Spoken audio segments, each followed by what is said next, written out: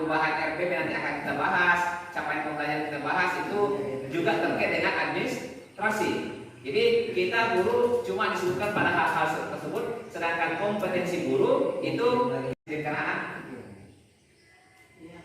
Jadi coba kasih bisa memberikan argumentasi sedikit. Jadi kita hubungan apakah bisa mendisiplinkan anak? Tergantung kondisi. Tergantung kondisi. Oke.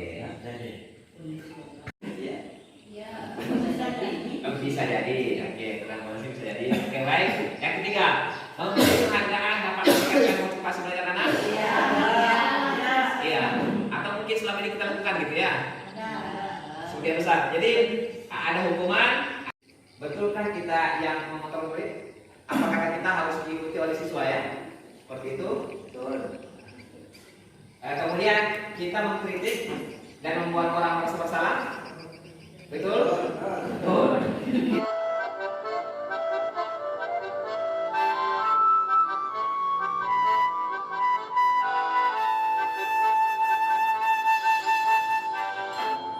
Sebelum kita masuk ke budaya positif, jadi hal pertama yang kita lakukan untuk menciptakan budaya positif adalah harus kita menanamkan disiplin. Ya, apa itu disiplin menurut kita? Gitu?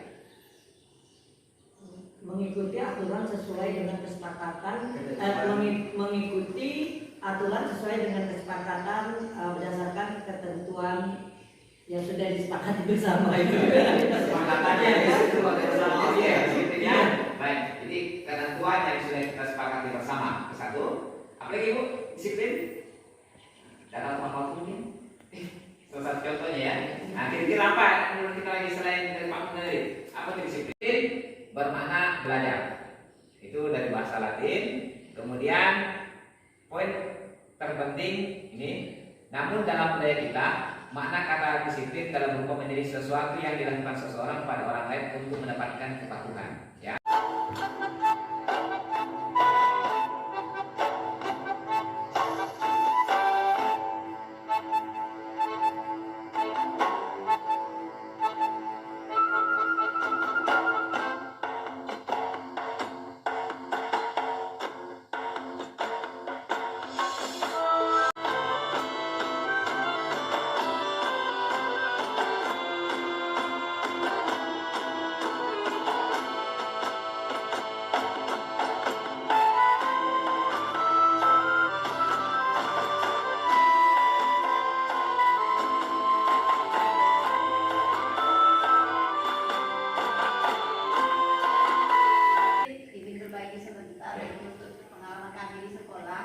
Untuk selain sanksi di dari sekolah kan biasanya ada poin-poin Pak, misalnya terlambat, kalau terlambat tidak atau bolos apa itu ada poinnya. Nah ini yang dari sekolah. Tetapi di kelas kami juga buat kesepakatan itu dari awal. Jadi memang bukan wali kelas yang memberikan harus tinggi kalau terlambat, harus tinggi kalau bolos, bukan seperti itu. Tapi kasih kebebasan ke anak. Apa kira-kira nanti yang bisa diterapkan supaya menciptakan disiplin tadi di kelas ini? Mereka sendiri yang mengajukan Pak. Misalnya kalau terlambat atau bolos, ini yang akan mereka lakukan nantinya. Jadi artinya sanksi itu sebenarnya dari mereka juga. Gitu Pak. Oke. Ya. Oh, jadi sanksi apa yang mereka lakukan gitu ya. Oke. Ibu Bapak yang lain sudah ada yang seperti Ibu Putri yang sudah mantap ya. Sudah ada, jadi arahnya anak sudah tergambar kalau saya melakukan ini ada konsekuensi saya dapat. Seperti itu kira-kira idealnya. Ternyata kesepakatan itu tidak boleh nanti kita akan bahas dulu. Tapi tak boleh harus langsung lepas gitu ya. Harus ada ikatan-ikatan yang memang harus kita perbuat sehingga budaya positif itu tercipta. Bukan kembali, bukan budaya yang tempo lama yang kita bangun baik itu yang hukuman maupun reward itu. Ya, seperti nanti gimana menciptakan itu kita coba nanti kita perjelas untuk sana.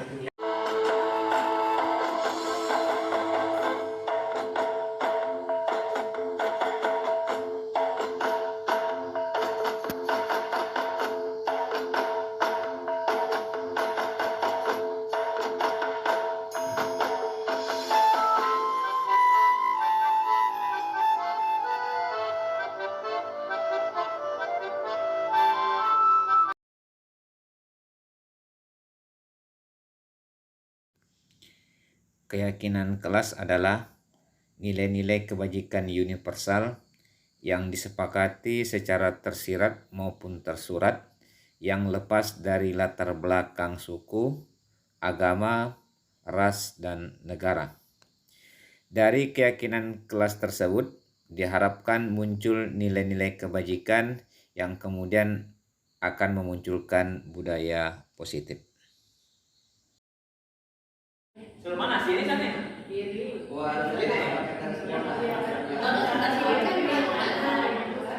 Ada MOU-nya. ada kesepakatan jelas itu. Pertanyaan ini kesepakatan kelas itu sama nggak dengan tata tertib kelas? Ini menarik. Selama ini kita kadang membuat tata tertib ya. Kelas. Tata tertib di kelas. Sebenarnya tata tertib kelas itu IPS ini ditaruh di kalau anak-anak tuh di bagian kecil, anak ngantuk katanya gini-gini kita masih juga mengajar tak masuk masuk ke dalam. Lebih bagus, oke 15 menit boleh tidur ya tadi saya itu baca buku setelah dibangunkan ini. Pasti udah segar daripada tidak menerima belajar. Dikasih waktu aja makanya. Kasih waktu saya pada waktu itu tidur anak yang lain masih berusaha buka-buka. nah, jadi aku sudah dapat ya. Tidur lagi kerjakan seperti itu. Oke, seperti itu. Baik, ini jadi sampai sini mudah-mudahan ya setidaknya sudah ada gambaran untuk menciptakan budaya positif. Salah satu langkah minimal yang kita lakukan adalah selain disiplin tadi, selain sudah kita ketahui tentang jenis-jenis hukuman tadi itu, tindakan manusia, dan yang terpenting adalah kita membuat kesepakatan dalam kelas kita masing-masing. Oke, seperti itu.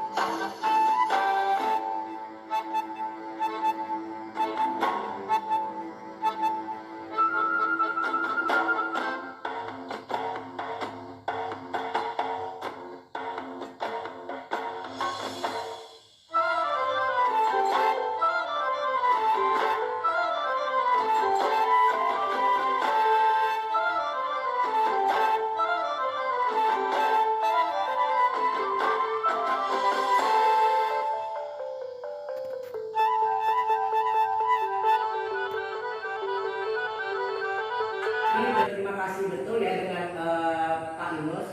Jadi kita bukan minimal yang maksimal kita sudah mengetahui tentang ini. Saya kita terkait permasalahan sekarang gini, apakah semua guru yang ada di sekolah kita itu mendapat informasi seperti ini?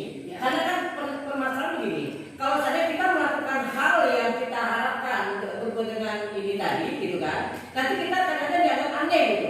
Dianggap biasanya satu yang berbeda, padahal satu yang berbeda, satu itu yang salah, yang betul. Padahal satu itu yang betul. Nah itu permasalahan sosialisasi hal-hal yang seperti ini yang penting. Kadang kita kan sebagai anak dan dia ngantuk atau oke lah supaya kita punya trik sendiri. Apalagi ya jujur, kalau masuk di antara saya mengajar mungkin yang semua banyak di IPA dan IPS itu sangat berbeda karakter. Masuk IPA kita gini, masuk IPS kayak anak-anak. Nah, kadang-kadang kan kita apa kita lakukan, kadang kok gitu guru, padahal belum tentu kita salah gitu. Nah, yang permasalahan sekali mungkin tugas Pak Yunus dan yang guru CGP dan sebagainya nanti depannya mensosialisasikan hal yang seperti ini supaya kita yang benar bukan dianggap salah karena berbeda dengan yang lain. Baik, Pak, ya bahwa kalau sekarang dibuat aturan tidak boleh bawa handphone. Kami di kelas sepakati boleh bawa handphone. Sehingga apa? Nanti bentrok antara kebijakan sekolah dengan kebijakan kesepakatan kita. Ya seperti itu. Jadi disitulah kita komunikasikan terkait dengan apa yang menjadi hal-hal baru yang positif yang kita lakukan. Salah satunya adalah mentransfer apa yang kami pahami ke komunitas-komunitas yang ada. Salah satunya MGMP ini. Kalau di sekolah mungkin bisa disampaikan oleh bapak ibu yang lain mungkin seperti itu. Jadi bahwa ternyata untuk aturan-aturan terkait dengan yang memang agak sedikit tidak sesuai, kita berikan pemahaman ke kawan-kawan bahwa ternyata untuk menghadapi peserta didik itu tidak harus sama, tetapi selama itu mencapai tujuan pembelajaran kita yang kita inginkan. Nah, seperti itu. Sehingga apa? Aturan-aturan yang tidak sesuai itu bisa kita kondisikan dengan aturan itu susah kita buat. selama kita memiliki komitmen yang bisa kita pertanggungjawabkan. Sama ini kesepakatan kelas. Jadi anak-anak bilang, Pak kami bilang bawa handphone. Nah, silakan kalian tulis. Nah, silakan kalian tulis di buku besar-besar di halaman pertama kesepakatan kelas. Tak kala kalian di rahasia misalnya diangkat handphone ini, kami ada kesepakatan. Dan saya bertantangan soal itu. Bertantangan dulu. Jadi berkali nih Pak, kami boleh buka handphone. Dan kita sudah beritahu juga di sekolah bahwa kalau khusus Pak Yunus itu jam pelajarannya itu boleh bawa handphone. Nah seperti itu selesai, anak boleh. Nah tetapi digunakan kembali kita wajib peserta didik karena selama ini kekhawatiran Bapak Ibu guru penggunaannya yang tidak tepat. Maka kita wanti-wanti apabila kalian belum disuruh menggunakan handphone pada jam belajar, jangan digunakan. Nah seperti itu lebih yang keluar-keluar mohon maaf mungkin kepada guru yang sudah tua ya. Kadang-kadang bos dia terdepan anak-anak pensi di situ karena bermasalahnya akhirnya dia tidak bisa mengontrol siswa dalam proses pembelajaran. Nah, tapi kita wanti-wanti adalah oke kalian pakai handphone tapi ingat jangan digunakan tanpa seizin. Nah seperti itu. Nah, pas kalau Pak Yunus masuk silakan lakukan handphone kalian kita gunakan untuk pembelajaran. Nah seperti itu. Jadi disitulah komunikasi kembali mungkin Pak Kurnia dan kita semua komunikasi yang harus memang kita bangun. Dan memang tugas kita karena untuk membangun budaya positif yang selama ini kita selalu melihat guru. Tadi kan awalnya gurunya terus yang kita lihat, tak pernah melihat konteks peserta didik apa yang mereka butuhkan. Bayangkan saja selama ini kita lihat anak-anak jujur kalau tidak menggunakan teknologi sekarang kan zaman 5.0 sekarang malah. Artinya apa? Teknologi itu sangat akrab dengan peserta dipersalahkan gitu. Sedangkan kita kan lebih memperbaiki bagaimana anaknya itu. Kalau masalah hilang segala macam ya itu tak usah dibahasakan kan. Cukup kita mengiyakan biarlah jangan ada kalian gitu kan. Ini tak seakan-akan menyudutkan kita gitu. Tapi ya kita lewatkan saja seperti itu selama kita menyiapkan bahwa ini hal-hal kesepakatan yang kita bangun untuk hal positif itu no problem. Ya kembali pemahaman itu memang dibangun harus memang dari satu langkah. Tak mungkin bisa secara keseluruhan. Tak mungkin kita di sini. Selama ini kita paham bahwa guru sejarah yang boring segala macam nanti kita bangun. Bagaimana menciptakan kita belajar sejarah walaupun mohon maaf ya mungkin kita sekarang dikotomi bahwa kita IPS mungkin tak ada lagi. Kita sekarang sudah menjadi mata pelajaran umum. Jadi kita di situ. Kita bukan masuk di kategori IPS lagi ya. Kita ke wajib dipelajari semua.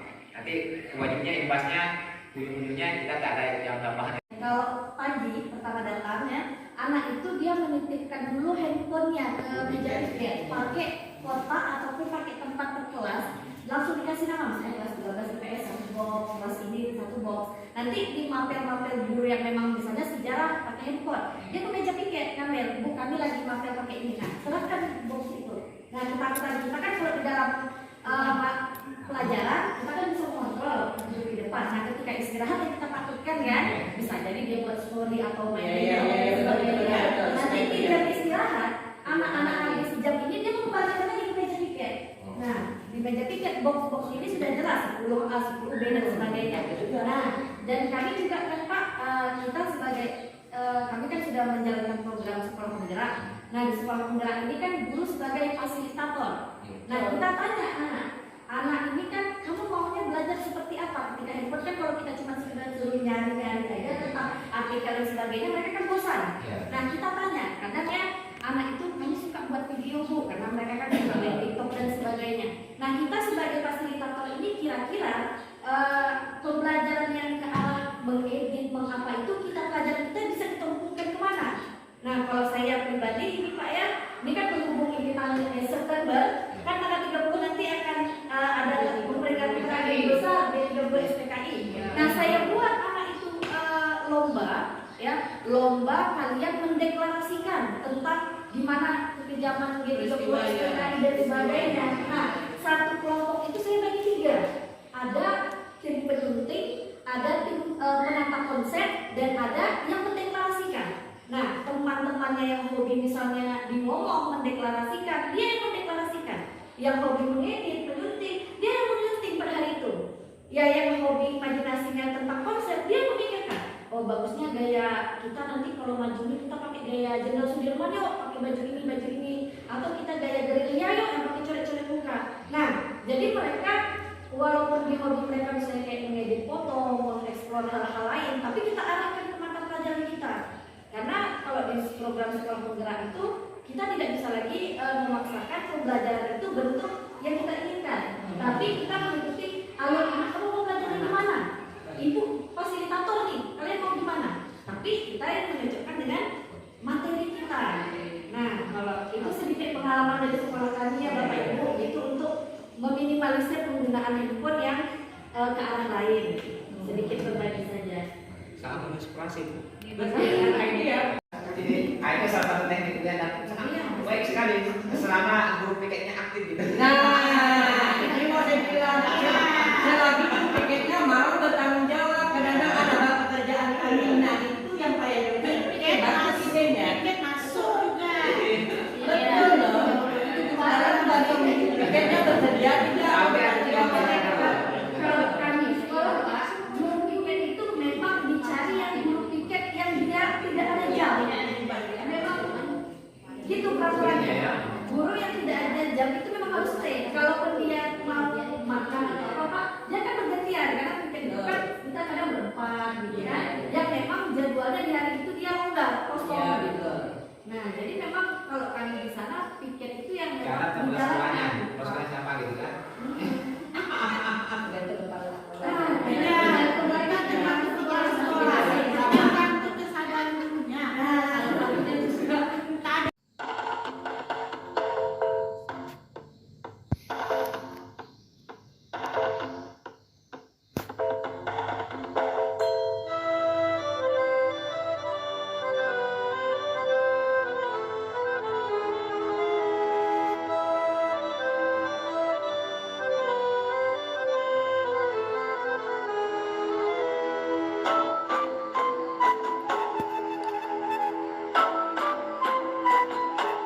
Bisa diterima di lingkungannya dan bisa diperhatikan oleh lingkungan kita. Nah, ini.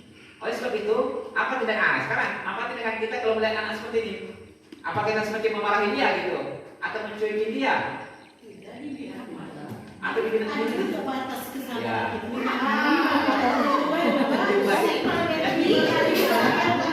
Ya. Nah, jadi, pokoknya adalah kita mengungkap pokoknya ya.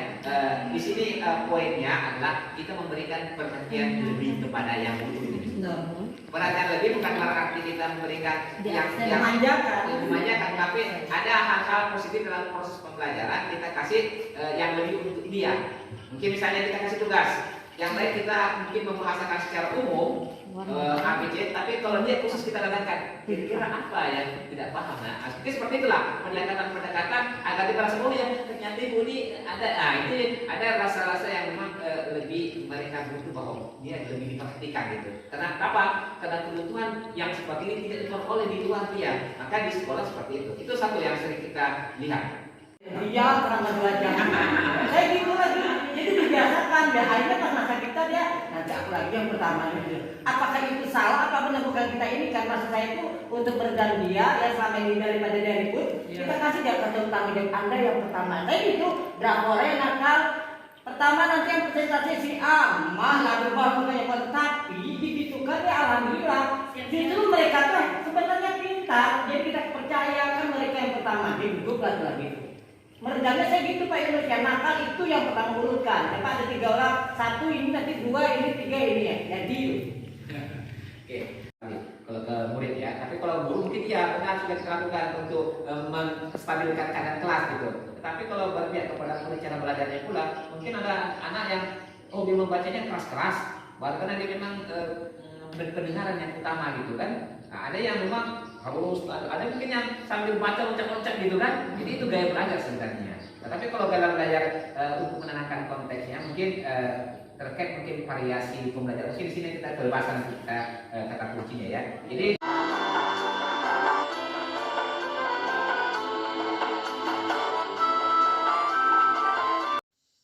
Pengertian restitusi. Restitusi adalah proses menciptakan kondisi bagi murid untuk memperbaiki kesalahan mereka. Cara ini merupakan salah satu cara untuk penerapan budaya positif dengan mengganti pola lama, yaitu dengan melakukan tindakan hukuman atau penghargaan. Ciri-ciri restitusi bukan untuk menembus kesalahan, namun untuk belajar dari kesalahan. Selanjutnya, memperbaiki hubungan. Tawaran bukan paksaan. Menuntun untuk melihat ke dalam diri. Mencari kebutuhan dasar yang mendasari tindakan. Restitusi diri. Fokus kepada karakter, bukan tindakan. Restitusi menguatkan. Fokus pada solusi dan mengembalikan murid yang berbuat salah pada kelompoknya.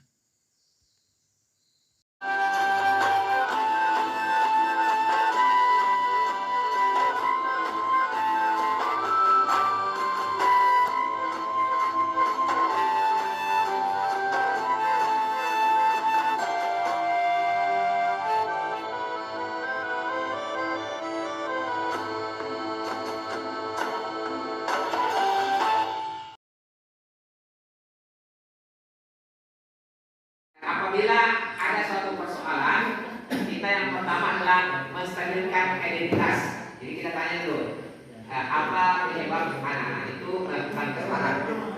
Setelah itu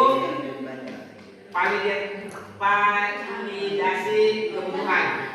Ya, kita tanya kira-kira apa yang menjadi kebutuhan dia. Di Merdeka Belajar ini, kita kan membuat suasana untuk peserta didik kita itu bagaimana dia bahagia, senang dengan lingkungan sekolah ya kan, sebagai kodratnya. Tetapi saya juga berpikir ya Pak, anak itu kan kita menyediakan suasana dan tempat yang begitu mendukung ya. Tapi bagaimana nanti kalau dia sudah keluar dengan dunia itu, apakah dia siap? Karena kan kita lihat lingkungan tidak selamanya mendukung dia. Nah itu bagaimana nanti kita mempersiapkan anak ya, dia beradaptasi dengan lingkungannya itu kan itu pasti nanti dengan pihak kampus atau dengan masyarakat. Tidak semua masyarakat mendukung dia. Nah itu bagaimana solusinya? Kalau kita dulu kan K13 itu kontekstual, apa yang sekarang kenyataannya itu yang kita persiapkan anak kan. Kalau sekarang seolah-olah kita ini guru menyediakan, oh ini loh kenyamanan kamu, nah kamu harus nyaman, kamu harus enak belajar di sini, bahagia, senang. Tapi takutnya nanti dia setelah selesai shock. Beda kenyataan sama yang dihadapi ya. Karena itu Pak realitanya. Karena kita kan pengennya nanti setelah selesai di antara usia 19 tahun, itu kita nggak pengen lagi dilihat siapa kita di belakang kita. Kita pengen dilihat diri kita sendiri. Kalau saya begitu bilang sama, bagaimanapun karakter guru kamu, bukan kamu yang diikuti, tapi kamu yang mengikuti karakter guru. Saya gitu menekankan. Terima kasih Bu. Itu yang positifnya. Sedangkan konteks di luar berbeda gitu. Nah, jadi di sini untuk menciptakan kembali penguatan untuk di sini berpihak kepada murid dalam artian bagaimana kita membantu peserta didik agar dia berperilaku yang baik. Ya, jadi perilaku baik itu dimanapun prinsipnya kalau memang sudah tertanam, dimanapun tempat, itu mungkin setidaknya bisa mewarnai tempat tersebut. Kalau memang tidak bisa ya mudah-mudahan dengan karakter yang kita sudah bantu menanamkan budaya positif tersebut, dia tidak terpengaruh dengan konteks yang ada. Kalau terpengaruh lagi, itu kita kembali ke prioritas ikhtiar kita dalam hal proses pendidikan karakter sini. Kita berusaha menanamkan bahwa nilai-nilai yang universal tersebut tolong itu yang dilakukan dimanapun tempatnya. Dan jangan menjadi yang sudah kita tanam 3 tahun misalnya di sekolah budaya positif tertanam, tapi pada kenyataan tak kalah pindah ke alam yang lain dia ikut di situ, jangan. Kita perbuat tolong. Kemarin tadi kata Ibu harus diri sendiri lah yang menjadi patokannya gitu. Ya. Ini yang maksud saya ini apa gitu ya. Yang dimaksud dengan positif, lingkungan positif itu kan seolah-olah oh anak ini karakternya seperti ini. Kami ada itu anak karakter memang emang selalu aja gitu. Sampai saya kemarin itu sampai sakit kepala saking anak itu sendiri dia tapi sampai 8 orang terpengaruh ke dia. Tidurnya, ngomongnya disuruh diam, bahkan sampai 40 menit saya menyuruh diam hanya sekedar duduk, siapa yang ngomong sampai terbilang dia orang gila. Nah, diam ya, tapi tidak bisa entah apa-apa, ikat lah, apa-apa kaki lah gitu kan. Mereka kami nggak boleh membawa HP kan. Nah, jadi mereka sosialnya memang bagus ya. Tetapi kalau kita disuruh baca dia, setelah dia baca tidur lagi. Nah, kita pengennya ya memang nggak, oh ini mungkin karakternya dia menghandle tenang gitu, ya udah handle kamu. Tetapi setelah kita kasih tanggung jawab, rupanya nggak ada juga dapatnya gitu, malah tambah merusak gitu. Nah, jadi budaya positif yang seperti apa yang kita apakan, nggak boleh pula kita keras-keras gitu. Jangan depan ya. Terus Ya, yang ke depan, silakan Pak Muni. biasanya di antara semua guru yang masuk, ya biasanya pasti ada guru yang dia mau menurut. Ibaratnya itu idolnya. Saya rasa yang guru idolnya inilah yang misalnya dia boleh jadi dari pembicaraan permasalahan apa guru idol, mungkin dia sama guru yang itu dia kalau itu ngomong pasti dia nurut gitu kan. Saya rasa itulah bentuk kerjasama dengan maksudnya guru yang semua guru yang masuk dengar. Kita tidak ada salah, yang penting beginilah. Setiap mudah-mudahan kita guru sejarah ini kita bagaimana ya yang saya dari awal udah tekankan, kita bertekad guru sejarah menjadi guru idol dimanapun kita berada. Amin. Udah.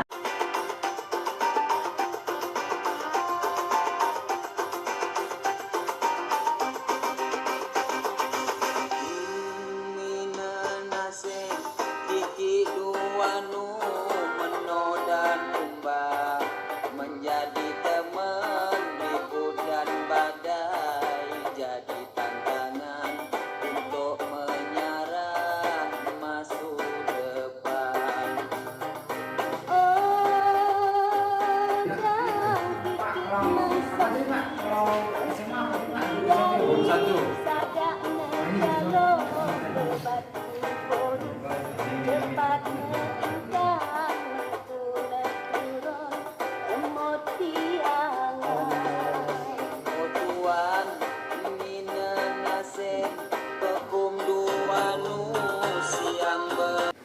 Apa kabar, Mbok?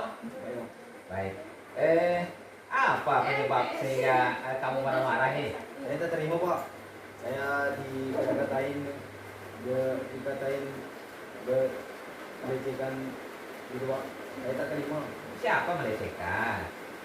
Kan saya gitu, Pak. Ya. Emang ngapain kok dikata-katain kawannya tuh? Saya dikira berdua-duaan, Pak. Salah kamu berdoaan? Tidak kan? Ya. Nah, jadi kok marah kalau dikatakan berdoaan? Dikata-katain itu, Pak. Dikatakan kenapa? Dikata-katain secara profesional gitu, Pak. Tapi tidak kan? Tapi tidak, Pak. Saya Tidak. Jadi cuma gara-gara dikata-katain Ya. maka marah gitu ya. Kira-kira dengan marahmu itu tepat tak? Marah dengan kawannya tanpa alasan. Karena saya tak terima dikata-katain itu, Pak. Karena saya tidak tahu kenapa. Kira-kira kalau Ambo melakukan marah tidak? Tidak ya. Jadi gara-gara tidak melakukan maka marah, kemudian emosi kepada kawan yang melakukan tersebut ya. Baik, Bapak tadi dengar alasan Ambo marah-marah di kelas. Kira-kira apa yang Ambo lakukan tersebut sudah sesuai tak dengan kesepakatan kelas yang kita buat kemarin itu, Bo? Yang sesuai, Pak, karena belum tidak masuk dalam peraturan sekolah. Tak sesuai. Gimana ya tak sesuai itu, Bo? Apakah boleh kabar di sekolah atau gimana? Tidak boleh, Pak. Atau boleh kabar dua-duaan kalau tidak ada guru gitu? Tidak boleh, Pak. Tak boleh. Jadi artinya perbuatan Ambo sesuai atau tidak? Ya, sesuai. Tidak sesuai. Nah, kalau begitu tidak sesuai, kira-kira kan tadi sudah marah-marah, tapi mengakui bahwa perbuatannya tidak sesuai dengan aturan di sekolah. Nah, kira-kira untuk kedepannya Ambo kalau berdua-duaan masih mau melakukan atau ada hal-hal yang lain bisa dilakukan untuk dengan kawan lain jenisnya agar tidak terjadi gosip-gosip lagi dan yang Ya, lainnya. tidak melakukan lagi Pak. Nah, tapi kalau ada kesempatan kira-kira gimana tuh? Apakah masih dalam kelas kah atau gimana solusinya kira-kira? Solusinya tidak harus di dalam kelas Pak. Oh ya, jadi ngambil tempat di luar kelas, kemudian mungkin minta dibantu temani kawan-kawan kita ya, seperti itu. Jadi alhamdulillah itu solusi kita ke depannya ya. Jadi Bapak minta satu bahwa sudah tahu bahwa ternyata kalau digosipin itu tak nyaman. Ya, Oke. Nah, kemudian yang kedua kita berusaha untuk mengikuti aturan sekolah. Dan yang ketiga jangan menciptakan peluang-peluang orang membuat kita ya diceritain gitu ya. Jadi sudah tahu solusinya kan? Saya harus ngapain? Kita harus solusinya berkelahi kan? Ya. Bapak sempat kaget tadi mendengar, wih, Ambo mengamuk di kelas gara-gara mau berkelahi hantam ya. Nah, jadi mudah-mudahan ini pembelajaran kita agar kita terus memperbaiki diri sehingga tidak terjadi sesuatu yang merugikan kita dan orang lain. Oke, bisa dipahami Bu ya. Mudah-mudahan bisa memperbaiki diri sama-sama agar sekolah kita semakin bagus, diri kita semakin bagus untuk bangsa dan negara ini ya. Oke. Silakan kelas. Terima kasih ya.